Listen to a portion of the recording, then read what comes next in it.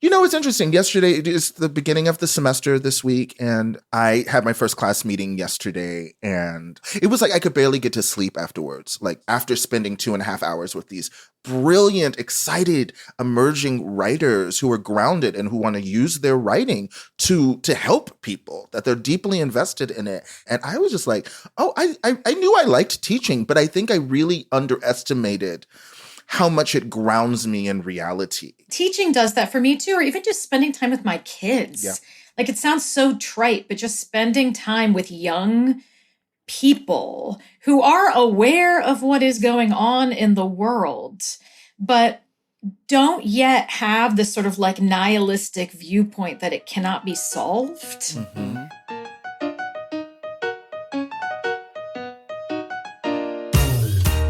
Welcome to The Stacks, a podcast about books and the people who read them. I'm your host, Tracy Thomas, and in today's episode, I am joined by Saeed Jones and Maggie Smith.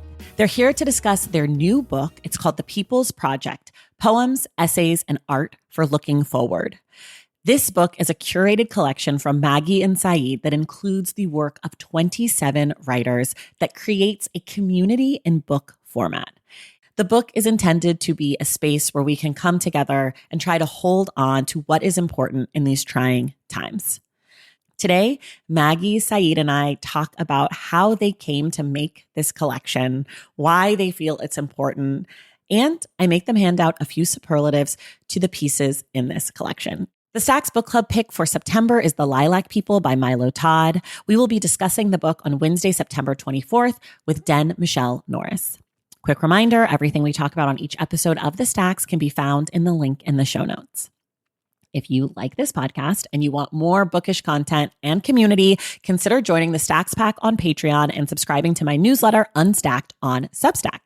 Each of these places offers some amazing perks like bonus episodes, community conversation, book club meetups, and more.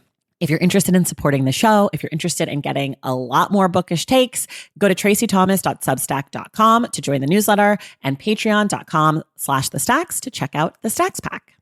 Okay, now it's time for my conversation with the wonderful Saeed Jones and Maggie Smith.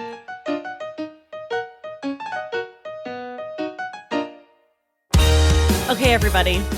I have like a grin on my face because I just feel like this is one of the books of the year emotionally. Like it is the book that we've all sort of been waiting for. And to get to have both Saeed Jones and Maggie Smith on the podcast to talk about the People's Project feels sort of like a little bit of like bragging to me. Like I'm just like, yeah, babe, I have them. We're going to talk.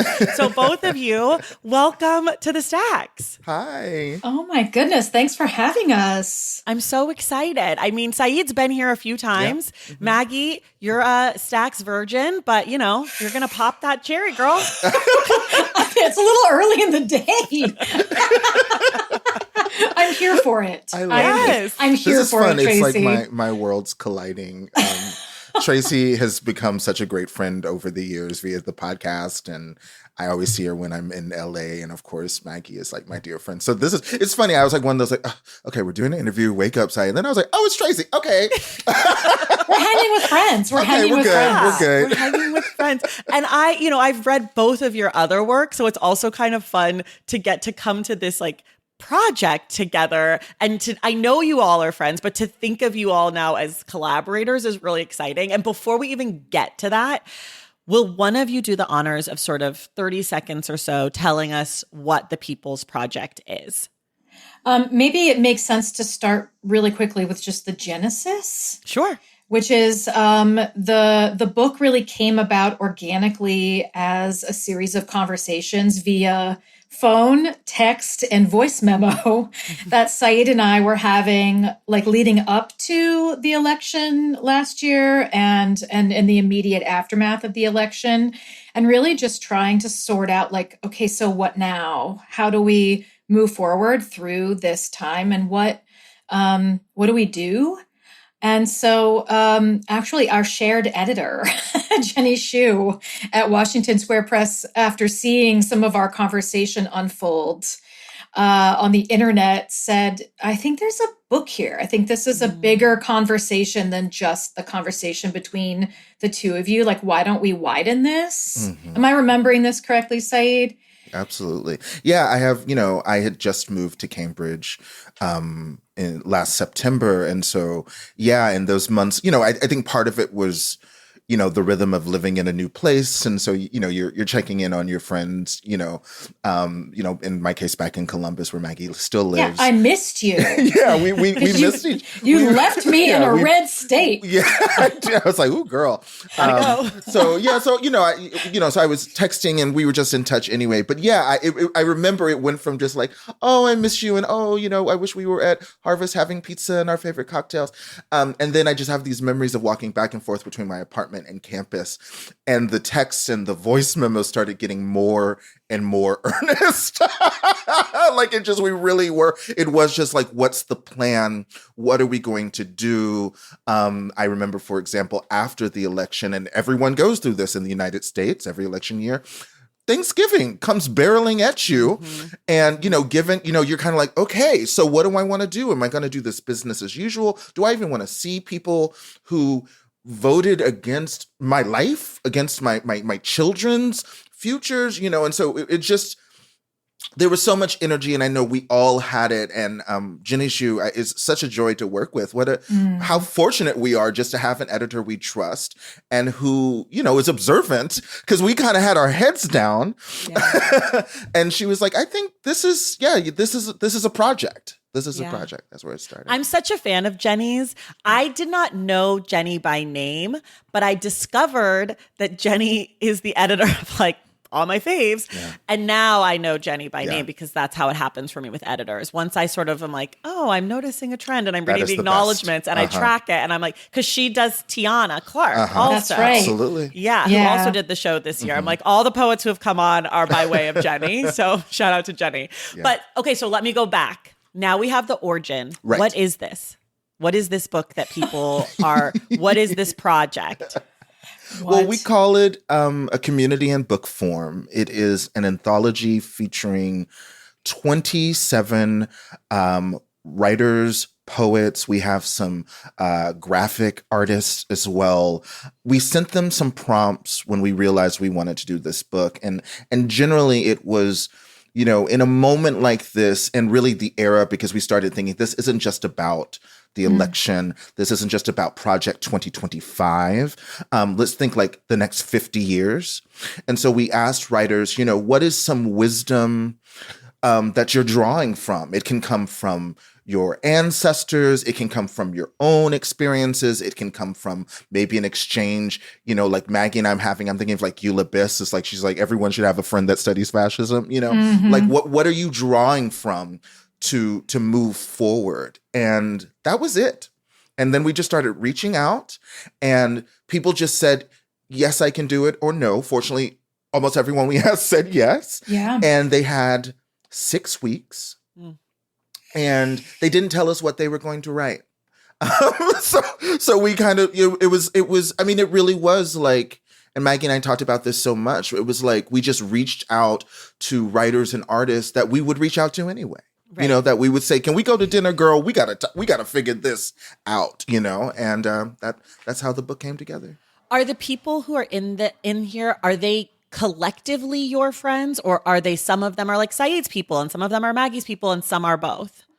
Yeah, there's a Venn diagram. Like, I think some of them, you were like, oh, I want to reach out to these people. And some of them I knew and could have reached out to. And some of them I didn't know, but I'm a fan of as a reader. And I was like, yeah, if you can talk to that person, that would be great. Because I would be cold emailing that person and you can text them. Right. And probably vice versa. And then Jenny had a few contacts that she was like, I'd love to include this voice. And I was like, I don't know her. So if you could make that ask, that would be amazing.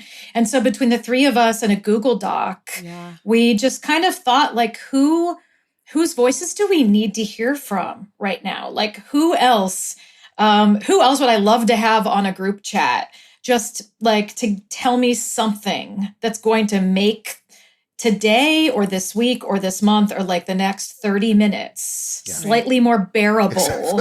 Exactly. Because at the time when we were pulling this together, I mean, I realized too, we were asking people to move incredibly quickly and to be really nimble with their thinking and feeling on paper at a time when a lot of us couldn't get out of bed without a lot of effort. Yeah. Yeah. In fact, I just remembered that, you know, and I call it like lovingly bullying people.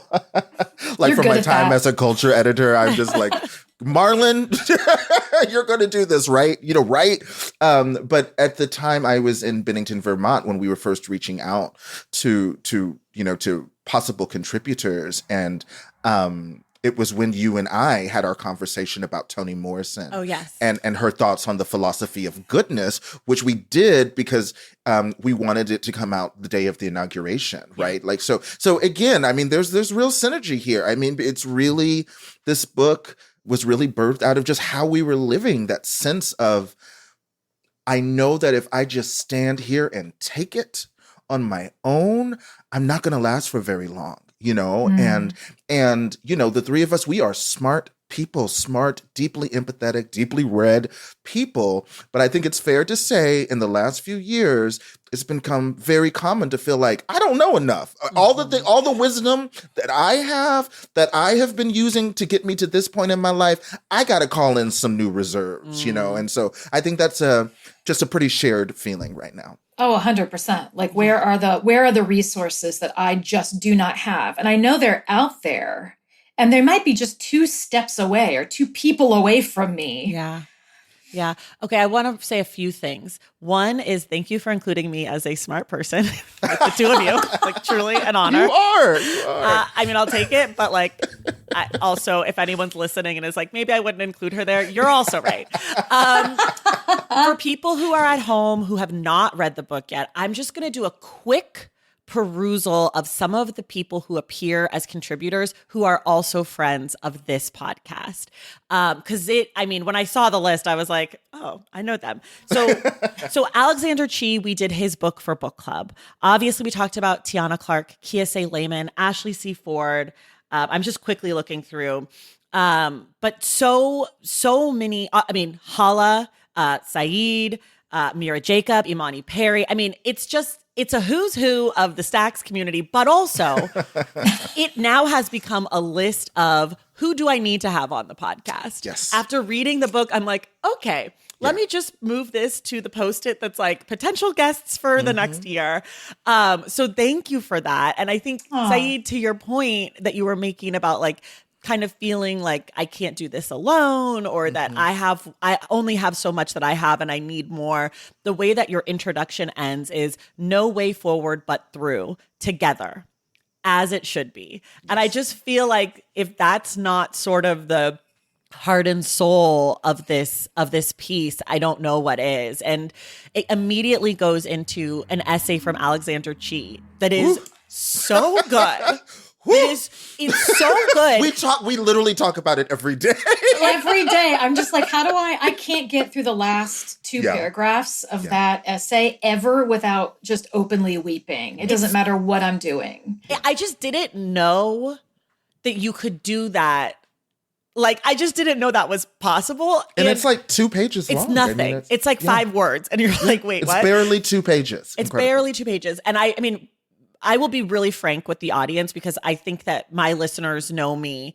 And I went into this book being like, I'm going to read this because Saeed's my friend and like it's really short and I'm going to check. And I like Jenny. I'm going to just check it out. And Maggie, I had read your memoir, I think last year or 2 years ago. And Probably I was like, I like the memoir. Like, I'm going to check it out. But this is going to kind of be like cutesy and corny. And I'm kind of just going to be like, oh, okay. Like, we need to work together and like times are tough or whatever. Like whatever those things are that feel rushed and like speaking to a moment. Yeah. And I read that first essay. I immediately, I think, text you, Saeed, and was like, what the fuck was that? And then I got a little deeper in. I got to another essay and I was like, oh, Saeed, this one's like really phenomenal. And then I got to the end of the book and I think I sent you a note and was like, unfortunately, it's quite good. Like I kind of went in thinking you were like, shook. I was, because I just know how a lot of these things happen and like it's no shade to those books that are like super timely because we do need things in the moment that speak to the moment that maybe don't have legs in a month, or maybe don't feel like complete, or they just feel a little bit rushed, or they feel like they're just scraping the surface. And we do need those things. And I read them, like I will read Kamala Harris's 107 Days, even though I don't think it's going to be. Yeah. It's like the topical book or the topical. Yeah. Sure. And this is not that. I mean, it is, but I feel like there is a depth to this book and a depth to the work that when I went back and reread the introduction, I was like, sure, in 50 years, we're probably going to have a president that introduction speaks to, because you don't actually name him. You say like this president, this moment, but like the texts, the writing, I mean, Mira Jacobs, hers is just so, I mean. Oh, goosebumps. Right? And like there's just so many phenomenal pieces in here that are of this moment, but not for only this moment. So I guess the question, as a long lead up, is how did you either prompt or protect the work against feeling too urgent or too of 2024, 2025? As editors, did you have to do anything to make sure that it wasn't cutesy, trite? I know what you mean. Well, part of it is I worked as an executive culture editor for BuzzFeed for some time, in one of my previous lives. And so I learned both, how to assign something that needed to hit that moment. Can you get it to me this evening? I remember election night 2016. Isaac Fitzgerald, my friend, was the books editor. I was the culture editor. And by 9 p.m., we were just sitting there in the newsroom while it was still going on with our laptops. And I remember texting or emailing Mira Jacob to be like, could you write about, what it is to be, a mother, in this moment. So I know, I think part of it is over the years, and like Mira actually is a great example. I think it's like I've built this Rolodex in my head of people that I just know I can trust, both because I've read their work, but also I've broken bread with them, like I said in the introduction. And I think, I think really the main editorial curation was who we reached out to be perfectly honest. I was going to say the same thing. Yeah. We trusted the contributors. Yeah, I mean, there's no way that any of those people would have given us something that we couldn't use.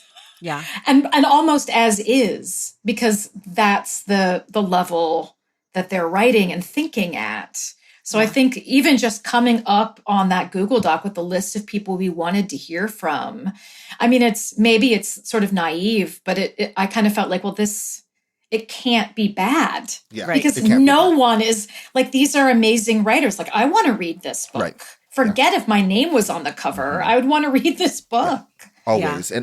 And I guess, the other thing I'd say is I remember like with the prompts we were, in terms of the letter, we were very intentional. And that's why it was pivotal that we shifted our thinking of this is not going to be Maggie and I's texts were often very much about Project 2025 specifically, right? Because it's just and now we see that we were right. It's just so clear a roadmap of where they were taking us, even though all these people were gaslighting us, acting like it wasn't like a factor. It drives me crazy.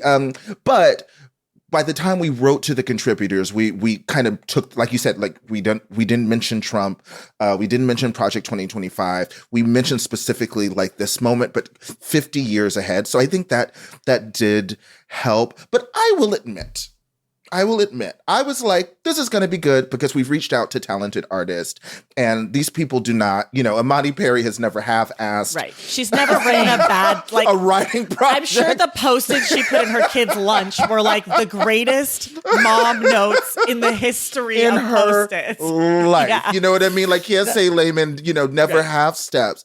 But for me, and I know for you, it was reading Alexander Chee's essay, but for me, it was actually when we got the table of contents. That was the first thing we got before we even got to see the work. That was the first time I cried.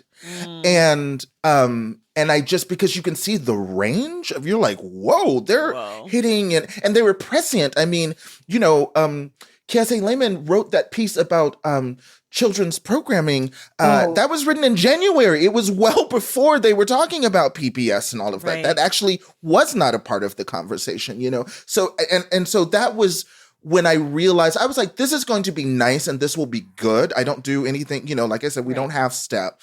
But I will say that when we got to read the material, I was staggered. Yeah.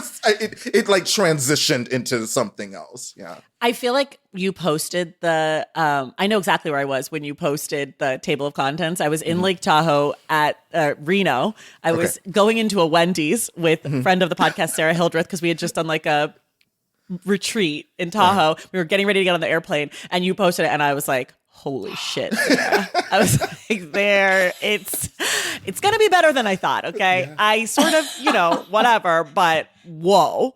But then like, I think I just called you Kiss. Honored. I mean, two of my faves.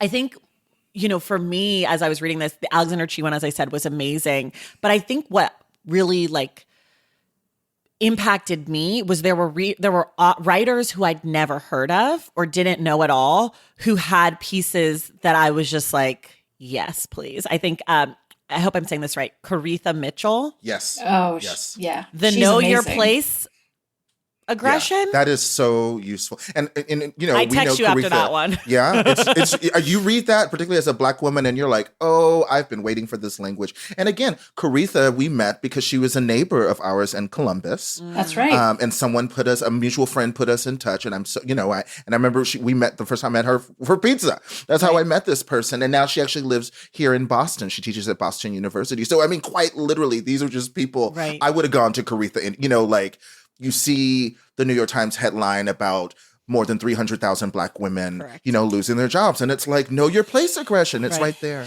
Okay, can I ask you this question then? Yeah. So in the same way that Project 2025 was sort of this roadmap for what they're doing and they, the gaslighting, all that, but obviously it's what they're doing. We knew they were going to do this. They told us they were going to do it. When people show you who they are, believe them, blah, blah, blah, blah. But what I find interesting about this book, knowing the timeline, knowing that it started as seeds in 2024 up and around the election, and it is in my hands, a finished copy in September 2025, and then reading it and being like, oh, because when I was reading this, I do think like the PBS stuff was actively happening when I was reading, my little galley or whatever. And like, there is some sort of prescience in what is in this book, right? Like I read the Know Your Place aggression art piece before the piece in the New York Times came out about the 300,000 Black women. So I guess like the question is, how did you know what needed, like, I know you knew who you wanted, but did you feel like in curating that list, there were things that needed to be talked about because you felt like you could see it coming? Is that how you kind of picked who you needed? Like, okay, we need Caritha because she's probably going to talk about being a Black woman and like that's important to this. Or was it like as much of a surprise to you as the pieces came in and you were reading them and then the news was breaking after knowing what was in here? I mean, I think it was a mix. Okay. Like I remember wanting to reach out to Abby Maxwell specifically because I had read her memoir about raising a trans child. Mm-hmm. And I was like, we need to hear from Abby Maxwell. Like we need to hear from a parent of a trans child going into this situation. I remember like talking about approaching Chase Strangio and thinking like, is there any way that he would write something for this? I mean, there were definitely people we thought like, I know this person could speak to this, but we're not actually going to give them direction. Sure. Like we just solicited them and said, write what you want. You guys are such good teachers. That's such a teacher move. I'm not going to tell you what to write. I'm not going to tell you what to, there's no homework, but whatever. But like, just, whatever you're feeling, like these are just open prompts. Yeah. I mean, it was an open prompt, but isn't it also true? Like, I think some of the prescience comes that like, we know in our bodies, like what is coming sometimes before it happens. Right.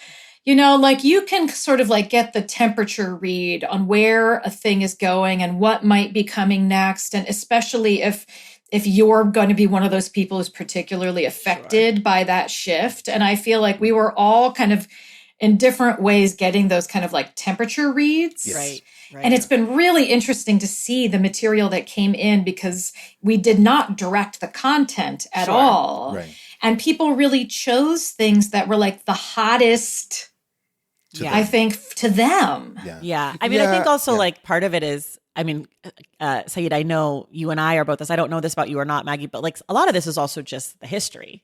Like the writing's on the wall. If you know anything about American history or like the history of human beings. So I think some of it is like everything old is new again. And like, here we go. It's going to come back around. Yeah. Worst Groundhog Day ever. Yeah, that's a good point. I mean, when I think about, it's such a diverse range of writers and interests and experiences, but every single one of these writers is deeply grounded in history. Right.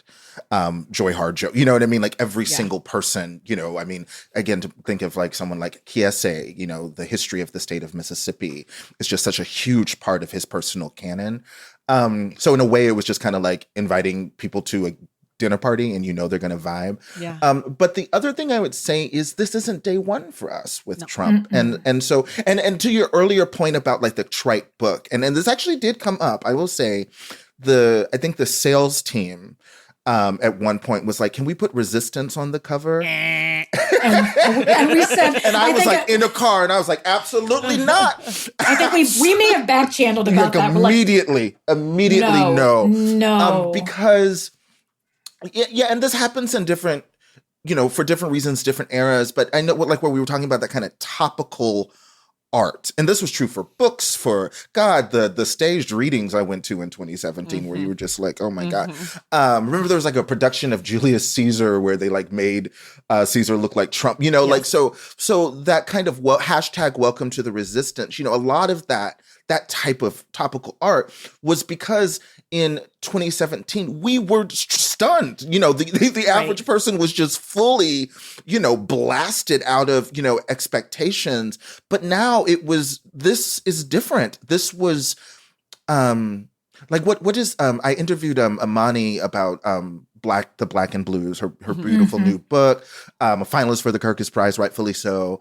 And I just remember I was asking her about this era and she said, I'm not surprised, but I'm horrified. Yeah. And I think that was it. It was like people who were like, well, we know, like if you understand this country's indigenous history, if you are like Jill, if you have an experience being undocumented, if you have a trans kid, if you're disabled, where this goes. And so I think that also informed this sense of like 2016 era, everyone was just shocked and trying to describe what we were seeing in real time. Now I feel it is the artists and the writer's expectation that we're helping people look forward.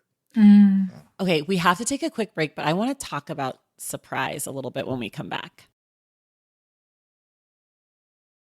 Valentine's Day is upon us, and I've got love on the brain. Love for books, duh, of course. Hello. Did you forget what podcast you're listening to? I love bringing you all great reads, exclusive author interviews, and behind-the-scenes book gossip. But I can only do that with your support over on Patreon and Substack. Our Stacks Patreon community, also known as the Stacks Pack, is where you can go for book club meetups, a private, very active Discord, and a year-long mega reading challenge to help you achieve all your reading goals. Plus, you also get that monthly bonus episode.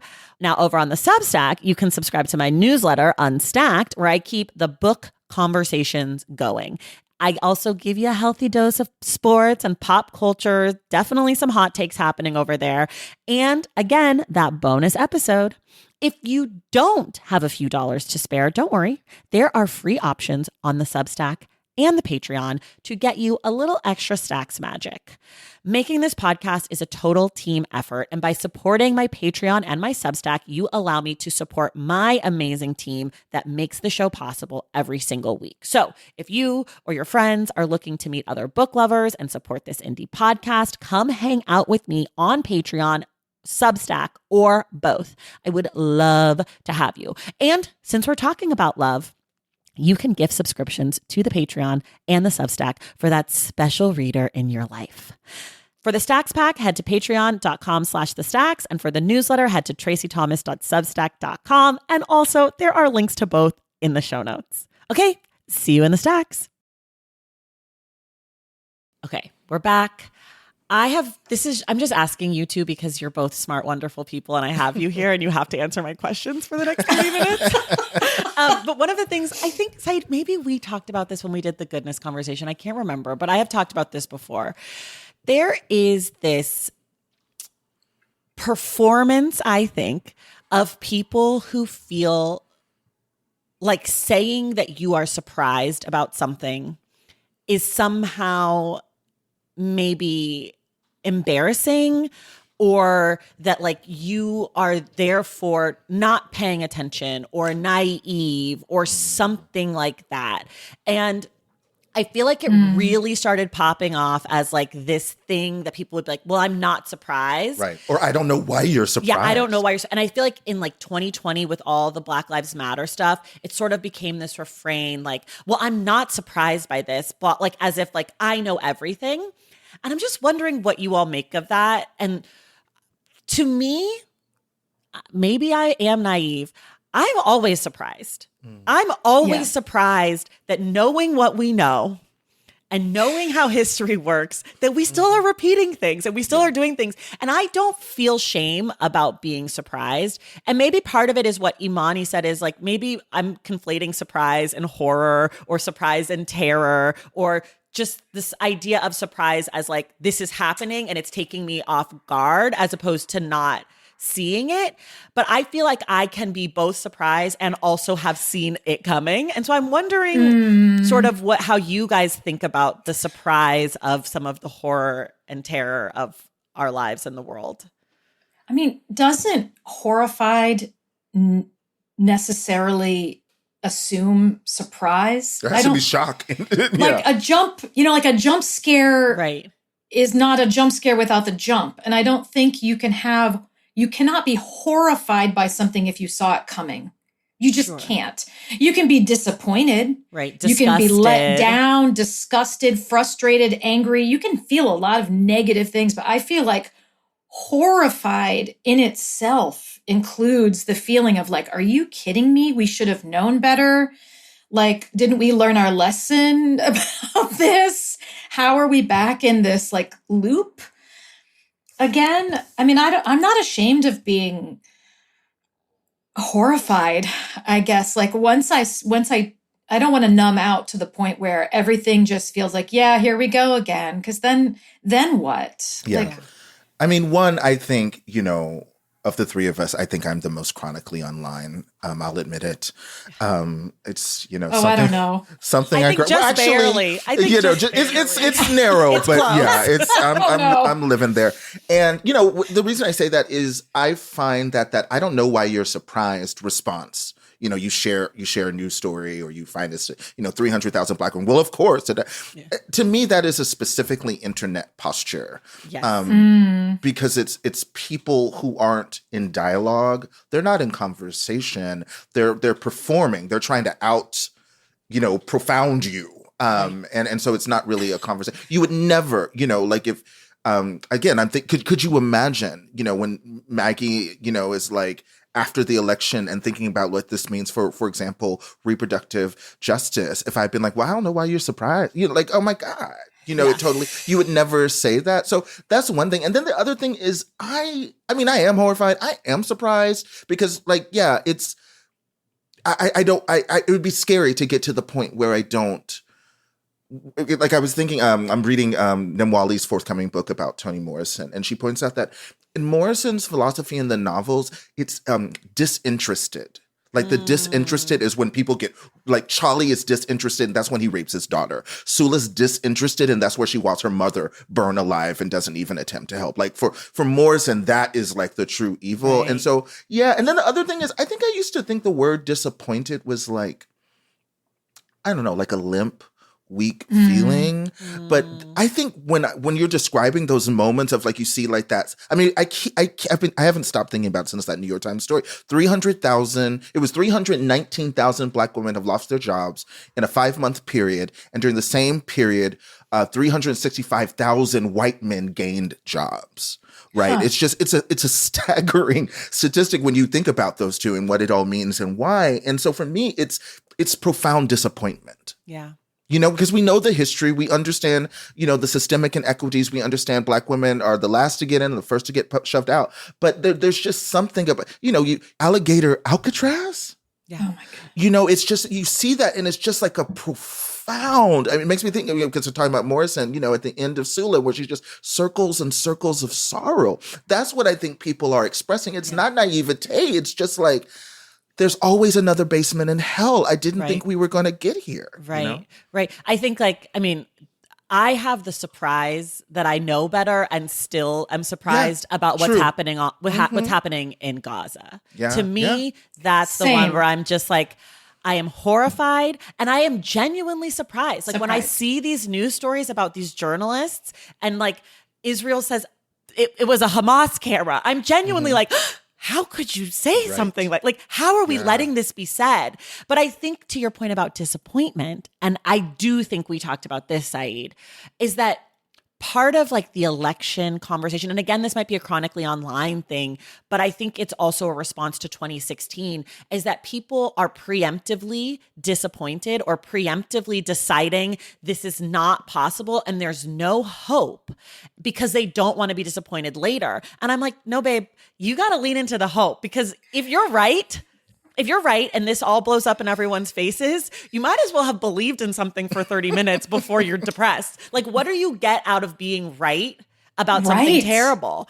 That's the one for me where I'm just like, I can't live like that. Like, I am going to believe that Kamala Harris was going to be president until somebody calls it. Like, if there's a path forward, I'm always going to believe in the path forward, and then we'll reroute. But I find the performance of being defeated so upsetting. And I feel like in the book, that isn't there, which I appreciate. No, I don't think there's any, I would call that like self-protective cynicism. It's like self-fulfilling or cynicism. Or nihilism or pessimism, or just, it's that self-protective impulse. It's like, you can't surprise me. You can't catch me off guard. I know what's up. And also like, I'm weirdly immune to all of this. I can't be hurt by it because I'm not making myself like vulnerable. Hope is vulnerable, right? Like once you don't get your hopes up, right? Yeah. Because what happens when you get your hopes up? Then you just get completely obliterated if you're disappointed. And so this idea that you just live with a very low baseline expectation for human behavior so that you're not disappointed is no way to live. I agree with you. Is there like a practice that either of you do to not fall into those traps? Not that giggle. Look at this flat look. Everybody, I'm just like, for the first time, all three of us are silent. I'm like, a practice against cynicism. Yeah. I mean, and I guess I'm going to answer your question, but the one other thing I would say is, I also think for not all, but some people, I do think it's a trauma response that I do try at times to empathize. I mean, but we haven't even talked about the pandemic. So many things have happened, and let's just say the last 5 years that I see sometimes people, I'm like, you're not even talking to me right now. This is you know what I mean? You're in a world. There's a screen. There's a screen, and I'm like, I hope you get out of it because it's like y'all both said, I can't live that way for long. You can feel that way. I get it. We have our moments. You can feel that way. Absolutely. But you can't live that way for long. I believe that. It's interesting. Yesterday is the beginning of the semester this week here at Harvard. And I had my first class meeting yesterday. And wow. It was like I could barely get to sleep afterwards, like last night. And I was texting my friend Isaac. I was like, I forgot the flow of energy, like not just like in class, but afterwards, after spending 2.5 hours with these brilliant, excited, emerging writers who are grounded and who want to use their writing to help people, that they're deeply invested in it. And I just, I feel differently than I felt yesterday. And so I left and I was immediately sending, kind of like with Maggie, I was sending my friend Isaac a voice memo, and I was just like, I I think, and this is my second year teaching this class, so it's giving me an opportunity to have more perspective on it. And I was just like, oh, I knew I liked teaching, but I think I really underestimated how much it grounds me in reality. It is so, I mean, it's the same reason Maggie and I are writers, you know, and I was reading an interview this morning with Arun Roddy Roy, and she was like, I have to do this right. Because she's like, the only way I've survived is by thinking and thinking and thinking about all of these issues, and I have to get it out there. And so I think whether you are, you know, I think writing can do it for you, and I think teaching, I think helping people, it gets you out of your head. You know, when I have felt the closest to that really scary kind of bereftness or that kind of pessimism or nihilism, I can almost guarantee it is a day that I haven't left my apartment. Mm-hmm. Yep. I've been on my phone, I've been on the computer, I've been reading and listening to the news all day long without doing something for someone else. Those are the days that's when I'm the person with the screen in front of, you know, myself. Yeah. Right. Which is why like a book that we are thinking about as sort of a way to have a little community in your pocket, because it's so small. You can just put it in your coat pocket. It feels like contraband. It does. Like, and then you can sort of carry around this like little Greek chorus of like badass voices telling you things you need to hear, and you could just open it to anywhere and flip and read 2 pages in the middle of the day, and hopefully have like maybe a little wind in your sails. Yeah. Oh, I mean, for me, it's like teaching does that for me too, or even just spending time with my kids. Yeah. Like it sounds so trite, but just spending time with young people who are aware of what is going on in the world, but don't yet have this sort of like nihilistic viewpoint that it cannot be solved. Mm-hmm.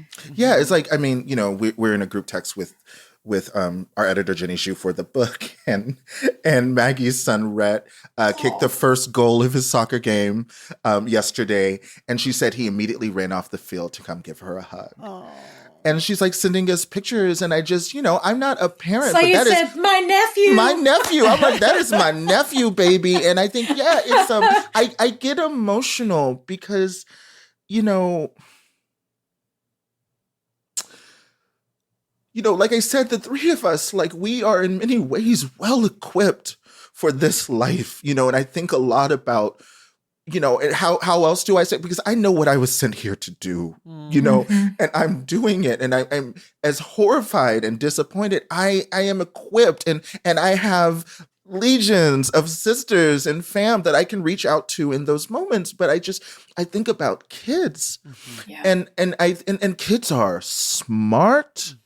And they are observant. And if you don't think they aren't aware of what's going on around here, you know, don't underestimate how perceptive they are. But they don't have the tools yet. They don't have the experiences and the wisdom. And so it really gets to me. And it just reminds me why it's so important that we do books like this and continue to do this work as much for ourselves as for the least of us, you know, the elderly, the disabled, the undocumented, the children who are just so much more vulnerable right now. We have to, I want to keep living, but most importantly, when I'm not here, I want people to continue to live. And I think children remind us of that, you know.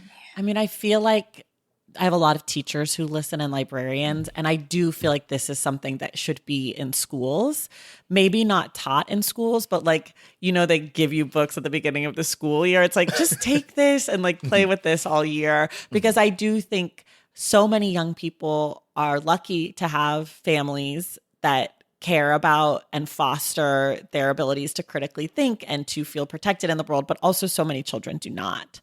And I think in the ways that you've given me community with this book, I think that is available to anyone who, you know, opens the pages and reads from it. This is sort of a hard shift, and this is maybe sort of illegal to do, but I love this entry into whatever it is. Well, I'm going to make you guys name some names. We're doing some superlatives for this book. Okay. So you're going to have to answer some questions. And I know we're not playing favorites, but we are. Oh, not superlatives. You know what I got my senior year of high school? What'd you get?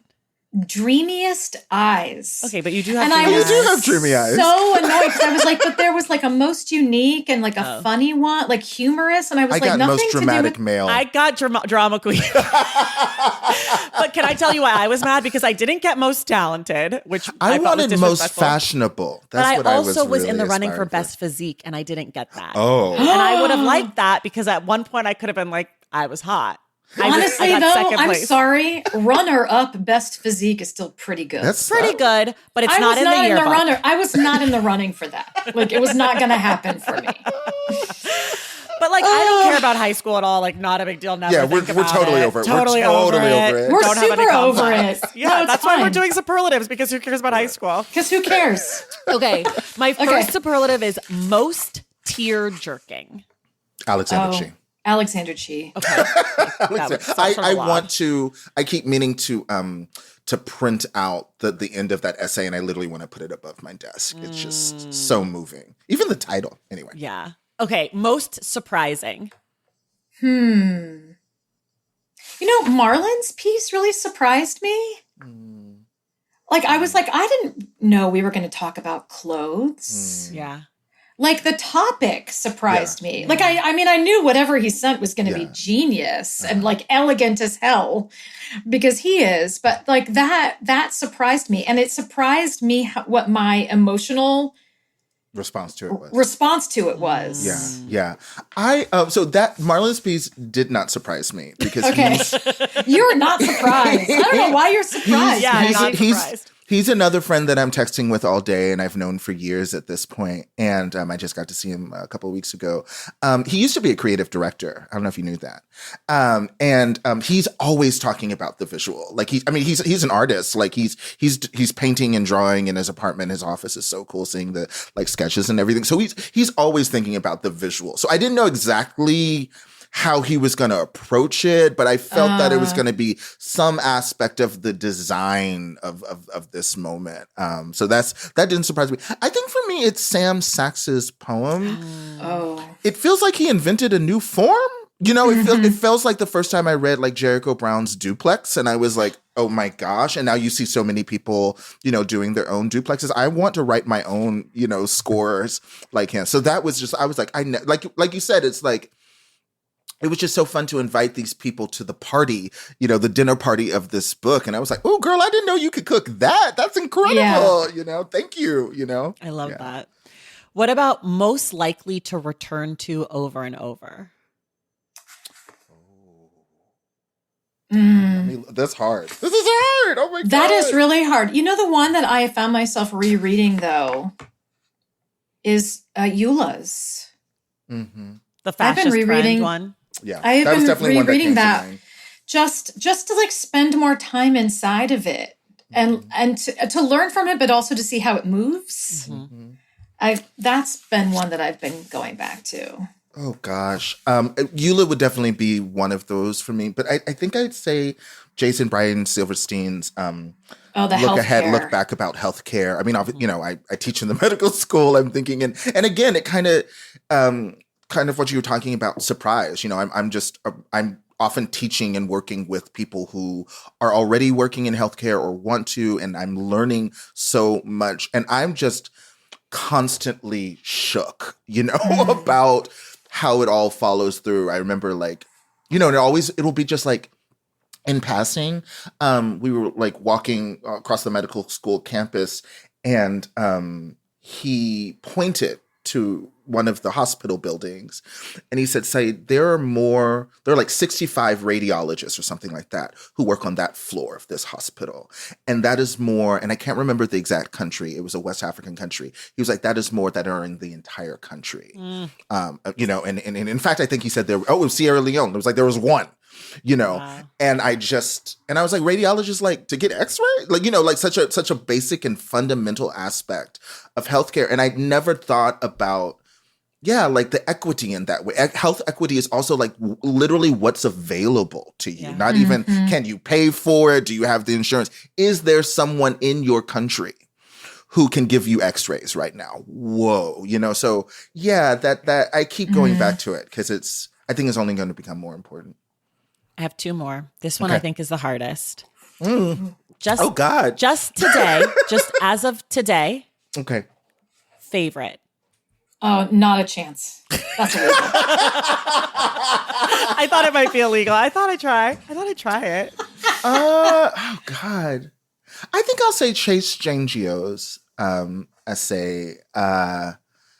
Yeah, one, just because I saw literally last night a headline that the Trump administration is talking about trying to make it illegal for trans people to own guns.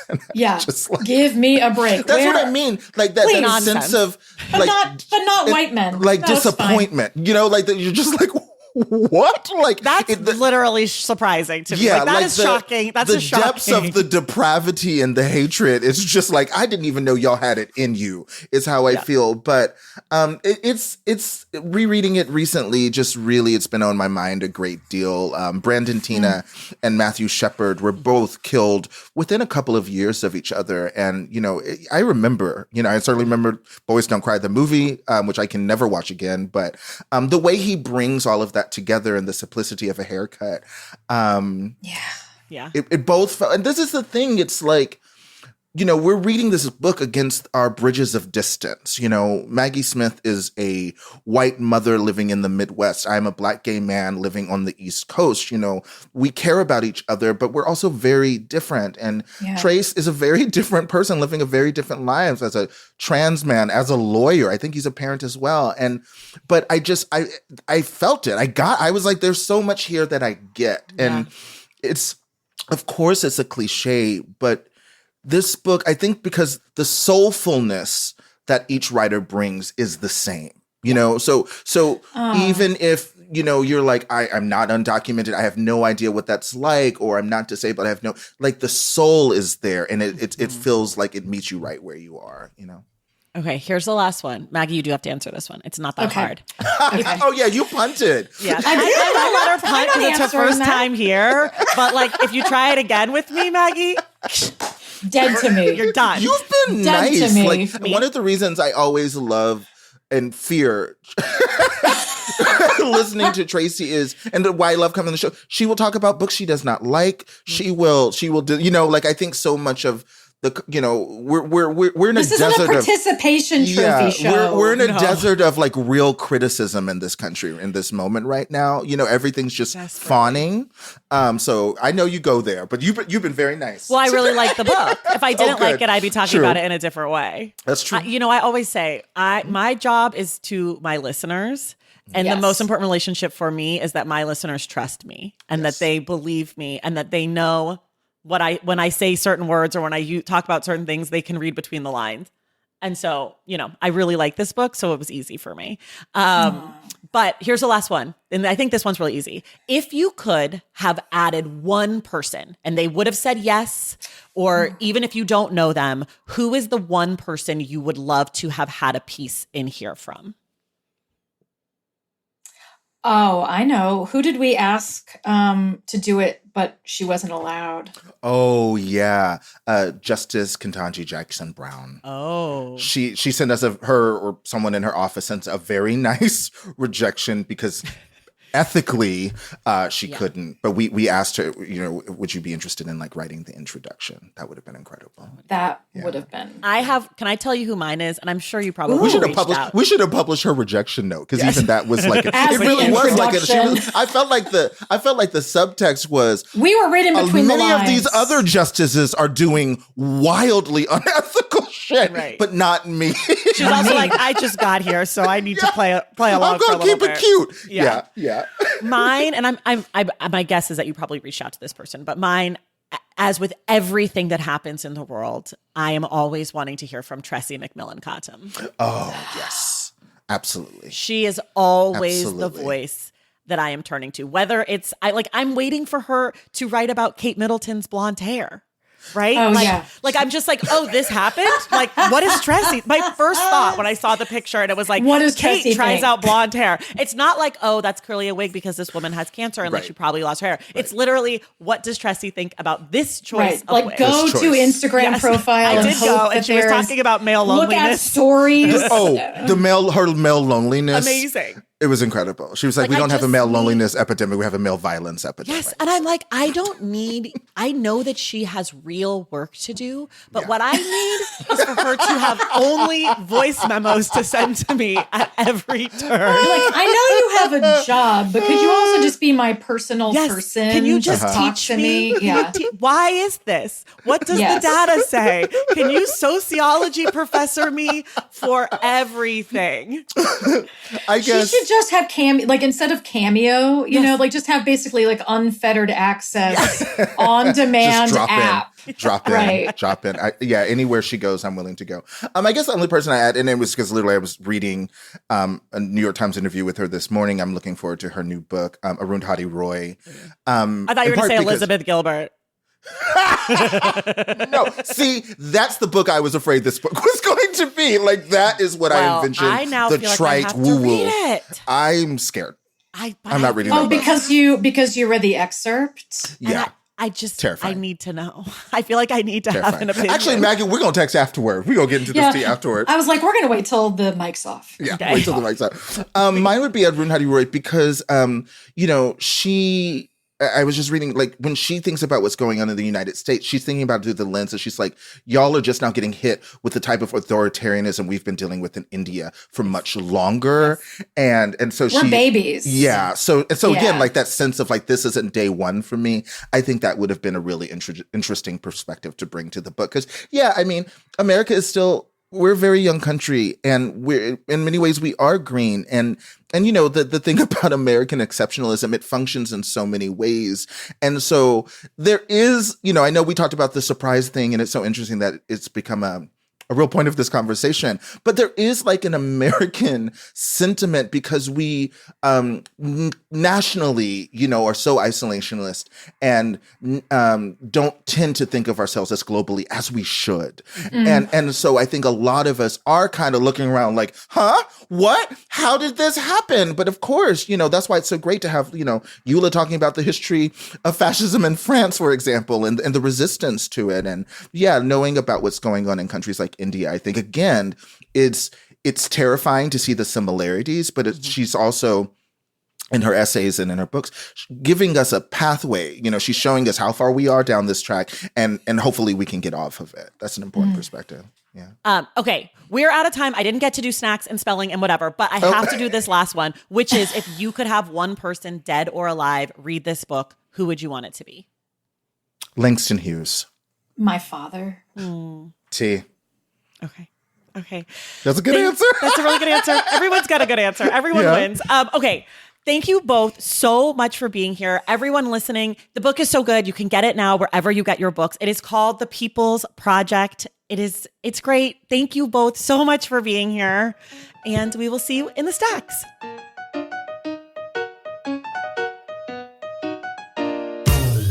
All right, y'all, that does it for us today. Thank you so much for listening. And thank you again to both Saeed Jones and Maggie Smith for joining the show. I'd also like to say a huge thank you to Holly Rice for making this interview possible.